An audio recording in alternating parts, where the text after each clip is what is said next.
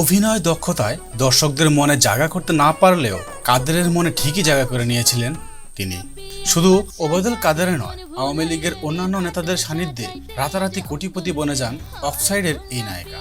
এমনকি বিলাসবহুল গাড়ি, 5 তারকা হোটেলে রাত্রি যাপন, ধনাঢ্য ব্যবসায়ীদের সাথে দেশ বিদেশে প্লেজার ট্রিপ কি করেননি তিনি। বলছি ঢাকাই সিনেমার বহুল আলোচিত ও সমালোচিত অভিনেত্রী জাহারা মিতুর কথা। চুলে চুলে হইল চাটের মাল্লা ও জালহারে বুকের মধ্যে পুষি দারুন জ্বালা। পেশায় চিত্রনায়িকা হলেও ওবায়দুল কাদেরের সাথেই কাটাতো তার বেশিরভাগ সময়। অবশ্য ওবায়দুল কাদেরের আগে সাবেক তথ্যমন্ত্রী ডক্টর মুরাদ হাসানের সঙ্গে গোপন সম্পর্ক ছিল মিতুর। এমনকি অন্যান্য এমপি মন্ত্রীদের সাথেও রাত দিন উঠা বসা ছিল তার।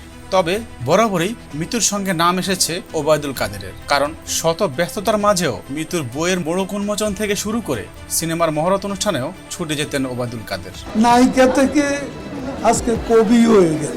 কিংবা বর্ণাঢ্য ব্যবসায়ীদের সাথে দেশ বিদেশে ঘুরে বেড়ানো ছিল জাহারা মিতুর নিত্য নৈমিত্তিক কাজ। সোশ্যাল মিডিয়াতেও মিতুর বিদেশে অবকাশ যাপনের নানা মুহূর্তের ছবি ও ভিডিও ভেসে বেড়ায়। বছরে একটা ছবি না করলেও এভাবে বিলাসবহুল জীবন কাটানোয় বিভিন্ন সময় নেটিজেনদের কটাক্ষর শিকার হন অভিনেত্রী। ওবায়দুল কাদেরকে বেশ কয়েকবার নিজের সবচেয়ে প্রিয় অভিভাবক বলে সম্বোধন করেন জাহারা, যার সুবাদে খুব অল্প সময়ে ঢালিউডের নিজের ক্যারিয়ার আরও পাকাপোক্ত করে নেন অভিনেত্রী। ওবায়দুল কাদের সাহেব হচ্ছেন আমার আইডল। শুরুতেই ঢাকাই সিনেমার শীর্ষ নায়ক শাকিবের বিপরীতে আগুন সিনেমায় কাজের সুযোগ পেয়ে যান। ছবিটি আইনি জটিলতায় মুক্তির আলো না দেখলেও রাজনৈতিক প্রভাব খাটিয়ে একের পর এক সিনেমায় নায়িকা হন জাহারা মিতু। বিগত সরকারের আমলে চিত্রনায়িকা জাহারা মিতুর একাধিক অনুষ্ঠানে দেখা যায় আওয়ামী লীগের সাধারণ সম্পাদক এবং সাবেক সড়ক পরিবহন ও সেতুমন্ত্রী ওবায়দুল কাদেরকে। মিতুর সিনেমার মহরত থেকে বই প্রকাশনা সবখানেই উপস্থিত থাকতেন তিনি। এমনকি ওবায়দুল কাদেরের ক্ষমতার অপব্যবহার করে বিভিন্ন সময় গণমাধ্যমের সম্পাদকদের ফোন করানোর অভিযোগও রয়েছে তার। আমি বুকের মধ্যে পুষি দারুন জ্বালা। এবার বেশ কিছু গণমাধ্যমে তাদের সম্পর্কের রসায়ন নিয়ে সংবাদ প্রকাশিত হয়েছে। এরপর থেকেই নেটিজেনদের আলোচনায় উঠে এসেছেন তারা।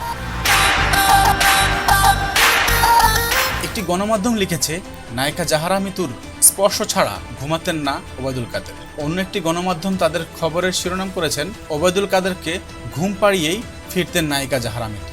তবে এসব সংবাদকে ভিত্তিহীন ও হলুদ সাংবাদিকতা বলে আখ্যায়িত করেছেন জাহারা মিতু। তিনি বলেন, দেশের সর্বোচ্চ একজন মন্ত্রীকে মন্ত্রীপাড়ায় প্রতিদিন ঘুম পাড়ানোর নিউজ কোনো মেয়াদোত্তীর্ণ সবজি সেবনের ফলেই লেখা যায়। এর থেকে হাস্যকর নিউজ আমি আমার বাপের জন্মও দেখিনি। কোনো সোর্স নেই, আমার বক্তব্য নেই, কোনো প্রমাণ নেই, আর আমার নাম ডিরেক্ট লিখে দিয়েছি। 2019 সালে রাজধানীর সোনারগাঁ হোটেলে মহরত হয়েছিল বদিউল আলম খোকন পরিচালিত আগুন ছবি। সেখানেই প্রথম দৃশ্যপটে আসেন ওবায়দুল কাদের ও জাহারা মিতু। আওয়ামী লীগের এই সেতুমন্ত্রীর সঙ্গে পরিচয় কিভাবে জানতে চাইলে মিতু বলেন, আগুন সিনেমার মহরতেই প্রথমবার ওনাকে দেখি। এর আগে কখনো তার সঙ্গে দেখা হয়নি। তখন নতুন একজন নায়িকা হিসাবে আমার প্রতি তার সফট কর্নার তৈরি হতে পারে। সেই হিসাবেই বিভিন্ন সময় তাকে আমন্ত্রণ জানালে পাশে পেয়েছি, এর বেশি কিছু না। এছাড়া সেই আগুন ছবির মহরতে ক্ষমতাচ্যুত সরকারের মন্ত্রী ওবায়দুল কাদের ছাড়াও উপস্থিত ছিলেন তৎকালীন তথ্য ও সম্প্রচার প্রতিমন্ত্রী ডক্টর মুরাদ হাসান। তার ব্যাপারে জানতে চাইলে মিতু বলেন, মহরতের সময় শুধু আমি ওবায়দুল কাদেরকেই চিনতাম, সেখানে যে আরও একজন মন্ত্রী আছেন সেটা জানতাম না। পরে মাহিয়া মাহির কল রেকর্ডের বিষয়টি যখন আলোচনা আসে তখন জানতে পারি যে তিনি মুরাদ হাসান। এর আগে তার সম্পর্কে জানতাম না।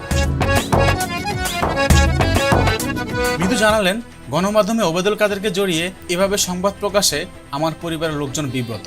আমি মানহানির মুখে পড়েছি। পাশাপাশি সামাজিক মাধ্যমেও এ ব্যাপারে একটি দীর্ঘ পোস্ট লিখেছেন চিত্রনায়িকা। তবে সব অভিযোগ অস্বীকার করে জাহারা মিতু বলেন, আমার কোনো পুরুষকে ভালো লাগে না, আমি কাউকে বিশ্বাস করতে পারি না, সম্পর্ক বিষয়টাই আমার প্যারা মনে হয়।